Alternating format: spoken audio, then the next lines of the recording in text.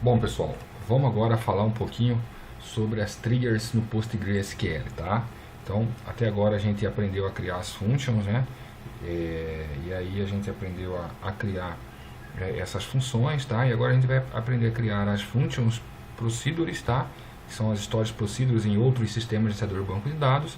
E as triggers, que é um tipo de procedure que é acionada não através da passagem de um parâmetro, mas através de uma manipulação no nosso banco de dados, ou seja, uma ação, uma manipulação em uma tabela que aciona esse tipo de function, que é a function trigger, tá?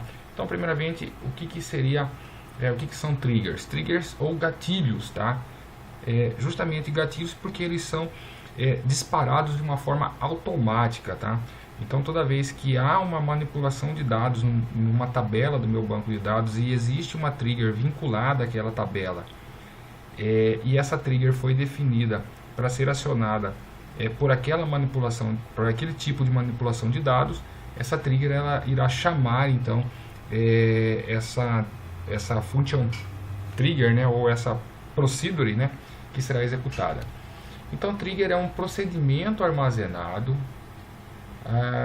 que são executados quando há uma manipulação de um dado em uma tabela, ou seja, trigger, gatilhos, tá? São gatilhos que são disparados quando ocorrer um insert, um delete, né, ou um update em uma determinada tabela. Então, toda vez que houver se eu tenho uma trigger vinculada a uma tabela, quem é que consegue disparar essa trigger?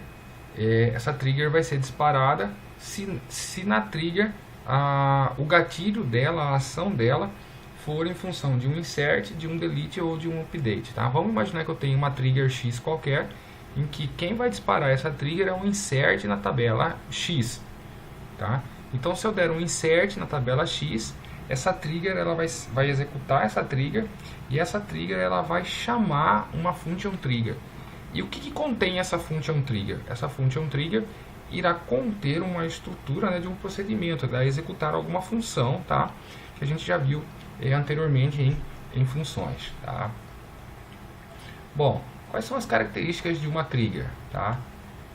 Associados a uma tabela. Então, são definidas em uma tabela específica, denominada tabelas triggers, tá? Então, a gente vai ver que as triggers elas estão associadas a uma tabela, tá? Chamados automaticamente. Então, essas triggers elas são chamadas, né, automaticamente. Será executado automaticamente sempre que uma manipulação de dados, insert, ou delete, ou update, for acionada para a tabela, desde que esta manipulação esteja definida na trigger, ou seja, lá na trigger está definido que será uma delas, será um insert, um delete ou um update, tá?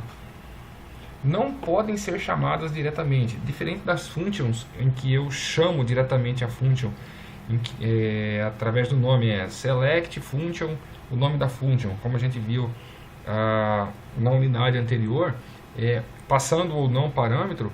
As triggers a gente não consegue chamar diretamente, a gente não consegue passar nenhum parâmetro para ela ser executada.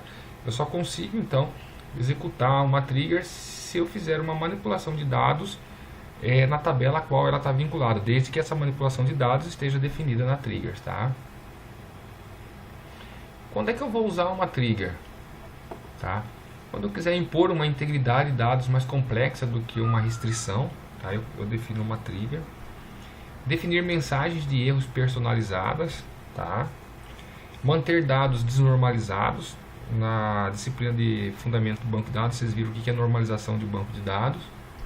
E comparar consistência de dados antes e depois de uma instrução, tá? Muito utilizada para criar auditoria em banco de dados. Então você cria lá tabelas e essas tabelas vão armazenando os dados antes e depois de uma manipulação de dados, através de uma instrução do meu banco de dados, tá? Qual é a estrutura de uma trigger, tá? Então toda trigger ela vai ter lá o create, a trigger, tá? E o nome da trigger, o tipo da trigger, tá? On, e o nome da tabela from which row, ou seja, que ela vai afetar todas as linhas. E aí eu tenho o begin, tá? O corpo da trigger, que é o código SQL, e aí o delimitador e a gente finaliza.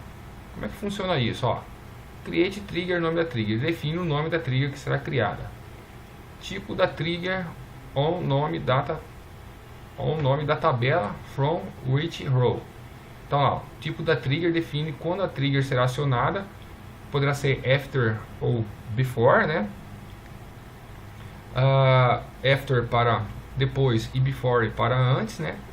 E o nome da tabela define a tabela que será monitorada para acionar a trigger caso ocorra um insert, um delete ou um update. Então, o nome da tabela que vai ficar sendo como referência para que essa trigger execute. Então, uma manipulação que ocorra de um insert, delete ou update nessa tabela vai acionar essa trigger antes ou depois dessa instrução. Por isso que a gente coloca before ou after, tá?